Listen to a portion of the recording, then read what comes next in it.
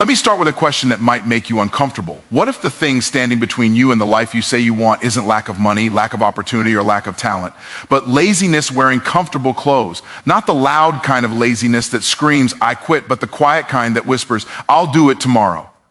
That kind of laziness doesn't attack your dreams. It puts them to sleep permanently. Here's the truth most people don't want to hear: dreams don't die from failure, they die from delay. You didn't lose because you tried and failed. You lost because you kept postponing the work. Laziness is dangerous because it feels harmless. It feels like rest. It feels like patience. It feels like I deserve a break.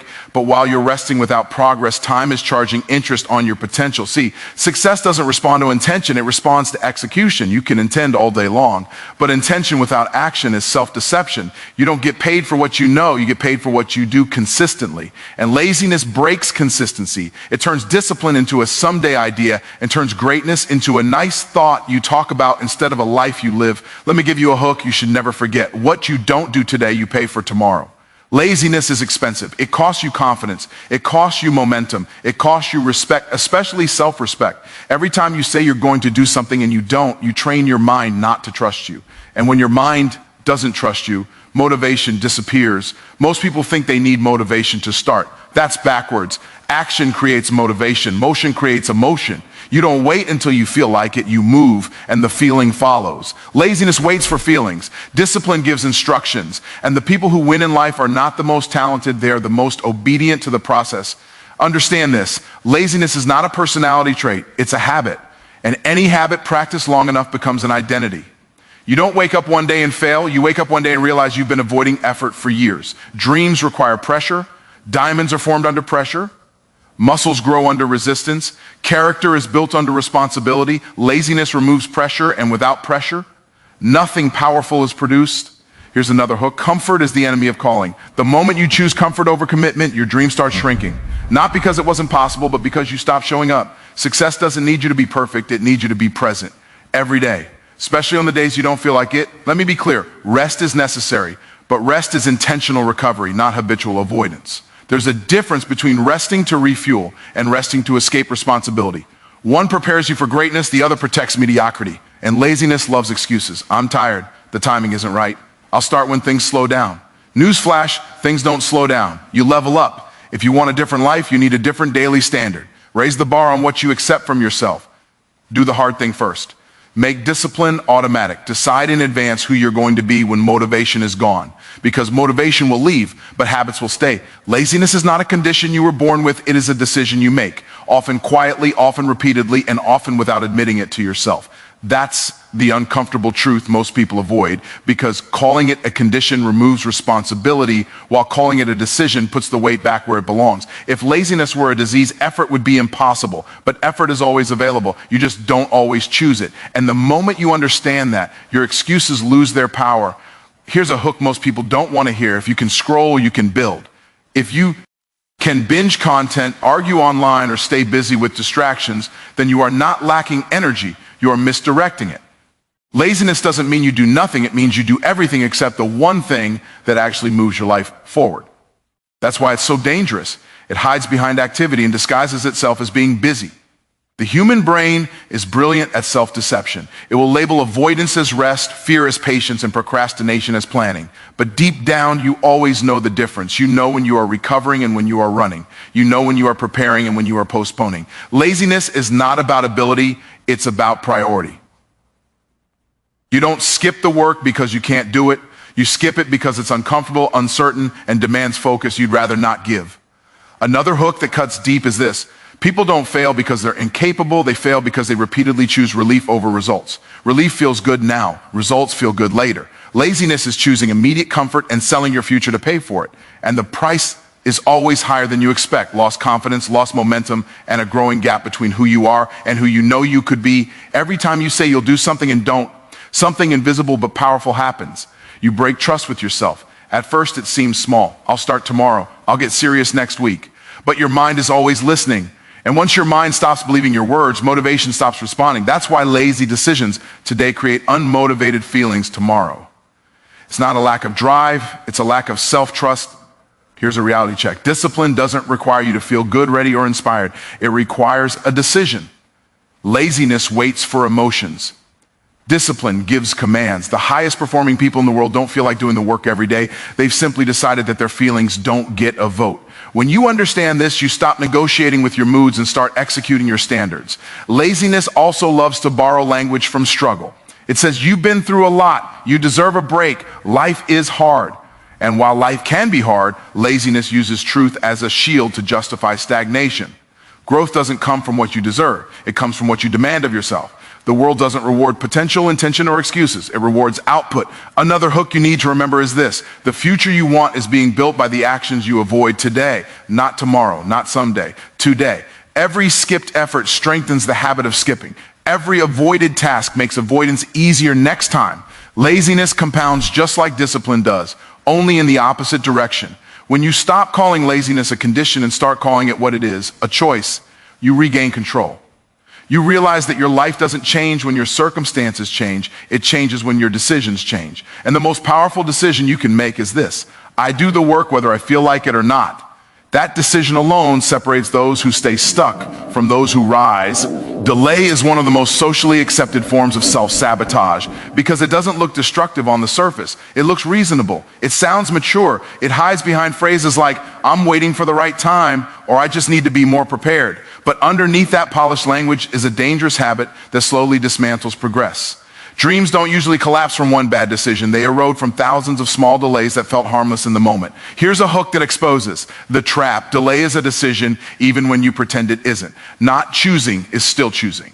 Every time you postpone action, you are actively choosing to stay where you are. The future doesn't reward intentions, it responds to movement. And when movement is delayed long enough, momentum dies. And reviving it becomes harder than starting ever was. Most people believe delay protects them from failure. In reality, it guarantees it. You don't avoid risk by waiting, you avoid growth. The world doesn't stand still while you're getting ready. Opportunities age, markets shift, energy fades, and while you're planning the perfect start, someone less qualified but more decisive is already moving ahead of you. Delay has a way of convincing you that tomorrow is safer than today, but tomorrow is an illusion that has bankrupted more potential than failure ever did. Failure teaches. Delay numbs. Failure gives feedback. Delay gives false comfort. That's why people who delay for years often fear starting more than they fear losing, because deep down, they know they've wasted time they can never recover. Another hard truth is this: delay trains your brain to associate action with resistance. The longer you put something off, the heavier it feels. What could have been done in an hour now feels overwhelming. What once felt exciting now feels exhausting. This isn't because the task changed, it's because avoidance magnified it. Delay inflates difficulty and shrinks confidence at the same time. Here's a hook most people ignore. You don't wake up unmotivated by accident. You trained yourself to be that way.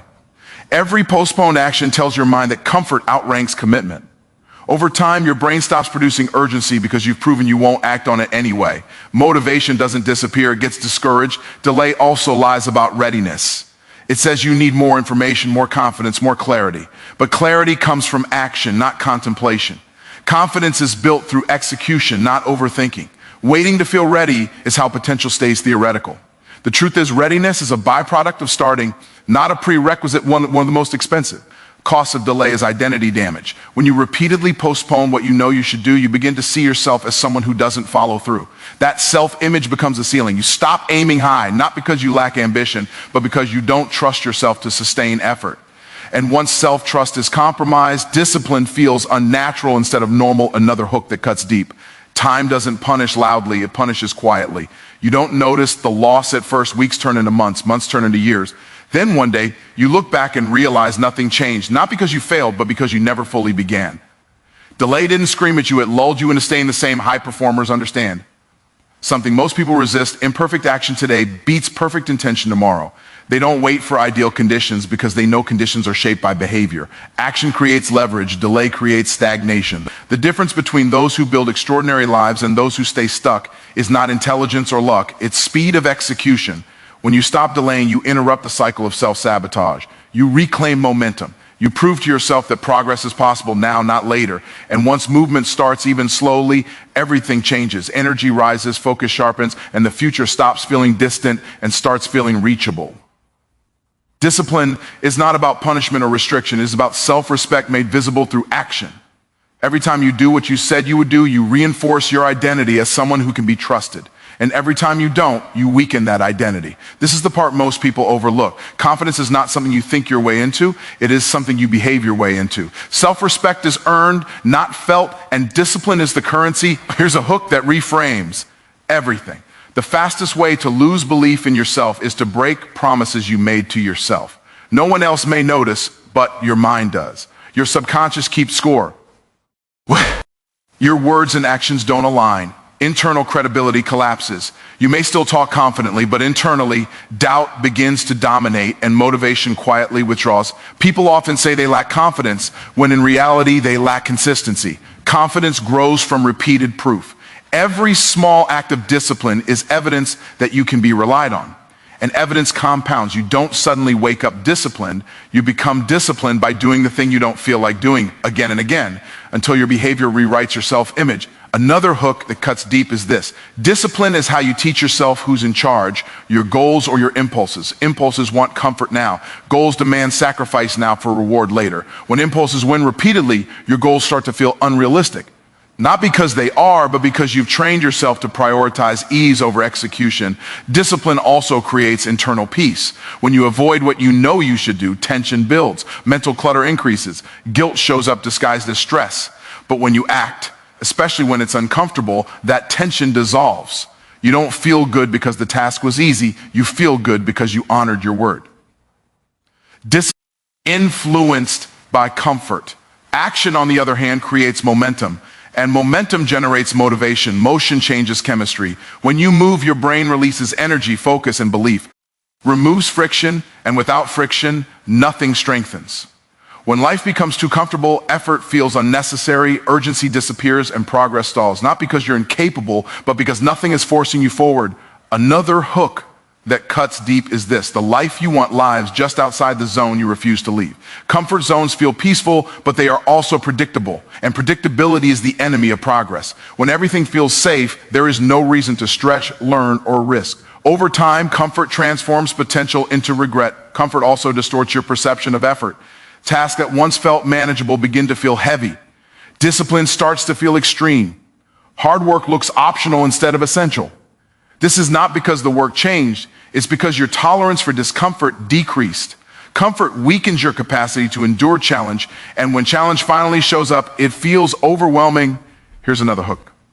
Most people ignore comfort trains you to avoid pain, not to pursue purpose. Purpose demands sacrifice. It demands early mornings, uncomfortable conversations, repeated failure, and sustained effort.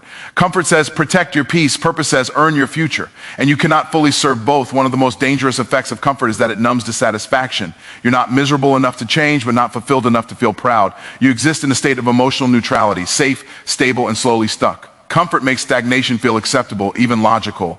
And that's how dreams fade without resistance. Comfort also creates dependency. When life is easy, you rely on circumstances instead of capability. But circumstances always change. When they do, the untrained mind struggles. Discomfort, on the other hand, builds resilience. It teaches you that you can endure, adapt, and recover. Comfort hides that strength from you. Another hook worth remembering: everything you admire in others required discomfort they didn't avoid. The confidence you see came from situations that tested them. The success you envy came from seasons that demanded sacrifice. Comfort was offered and they declined it, not because they enjoyed pain, but because they valued growth more. Comfort is especially dangerous because it often arrives disguised as balance. Balance is important, but balance without progress is stagnation in disguise. Rest without direction becomes avoidance. Ease without intention becomes decay. True balance includes challenge, not the absence of it. When comfort becomes your priority, discipline becomes optional, standards soften, excuses become reasonable, and over time, the gap between who you are and who you could be widens. Not suddenly, but gradually. One comfortable approval for circumstances to improve. But confidence is built through action, not granted by permission. Circumstances change when behavior changes, not the other way around. Another hook most people avoid is this: nobody owes you motivation, clarity, or opportunity. The world responds to responsibility, not entitlement. When you take ownership, doors open. When you hesitate, life moves on without you. This isn't cruelty, it's reality. And reality rewards those who act. Depending on rescue creates a dangerous mindset. It conditions you to react instead of lead, to complain instead of create. Over time, responsibility feels foreign and accountability feels unfair. But responsibility is not punishment, it is leverage. The moment you accept that your results are your responsibility, you gain the power to change them. Here's a hard truth. Waiting is often disguised fear. Fear of failure, fear of judgment, fear of discovering your limits. Hoping someone else intervenes is easier than risking your own effort. But avoidance never removes fear, it feeds it. Action starves fear. The more you act, the quieter doubt becomes. No one coming to save you also means no one can stop you except you. That's the other side of the coin most people miss. When you stop outsourcing responsibility, excuses lose their credibility. You no longer blame timing, background, or luck. You ask better questions. What can I do now? What is the next step? What am I avoiding? Another hook worth remembering: the help you're waiting for usually arrives after you move, not before. Momentum attracts support. Effort attracts opportunity. When you take responsibility, people notice. Resources align. But none of that happens while you're passive. Life doesn't reward potential, it rewards initiative. You can be talented, intelligent, and capable, but without responsibility, those traits stay dormant. Taking responsibility activates your ability. It forces you to adapt, learn, and grow. It sharpens focus and clarifies priorities. When you fully accept that no one is coming, excuses become uncomfortable. You can't hide behind circumstances anymore. You stop explaining and start executing. This shift is uncomfortable at first, but it's also empowering. You trade sympathy for strength. Responsibility also builds self-respect. When you own your outcomes, you trust yourself more. You stop seeing yourself as a victim of events and start seeing yourself as the architect of your life. That identity shift changes how you think, act, and decide. The world is not waiting to catch you, it's waiting to respond to you. When you move, life moves. When you commit, opportunities reveal themselves, but nothing responds to waiting. Responsibility is the signal that tells the world you're serious. Let me close with this. Your dream is not dead, but it is waiting. Waiting on you to stop negotiating with laziness. Waiting on you to stop scrolling and start building. Waiting on you to stop preparing and start producing. Laziness is quiet, but so is focus, so is discipline, so is consistency. And while laziness quietly kills dreams, discipline quietly builds empires. So today, don't promise yourself anything. Prove it. Take one action, then another, because the moment you outwork your excuses is the moment your dream starts breathing again.